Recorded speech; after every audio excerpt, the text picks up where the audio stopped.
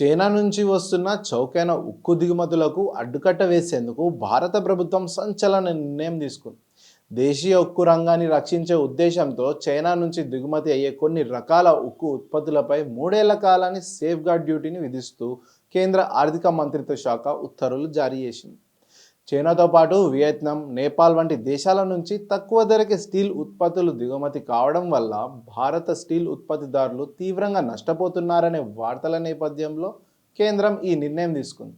అయితే ఈ అదనపు సుంకాలు దశల వారీగా అమలు కానున్నాయని భారత ప్రభుత్వం మంగళవారం విడుదల చేసిన గెజిట్ నోటిఫికేషన్లో తెలిపింది. తొలి ఏడాది అంటే 2025 ఏప్రిల్ నుంచి 2026 ఏప్రిల్ వరకు 12%, రెండో ఏడాది 11.5%, మూడో ఏడాది 11% చొప్పున ఈ సుంకాలు వర్తిస్తాయని కేంద్ర ఆర్థిక శాఖ వెల్లడించింది. మరి ముఖ్యంగా చైనా, వియత్నాం, నేపాల్ వంటి దేశాల నుండి భారత్లోకి దిగుమతి అవుతున్న చౌక ఉక్కు దిగుమతుల వల్ల దేశీయ తయారీదారులు తీవ్రంగా నష్టపోతున్నారని director general of trade remedies చేసిన సిఫార్సుల మేరకు కేంద్ర ప్రభుత్వం ఈ నిర్ణయం తీసుకుందన్నట్టు.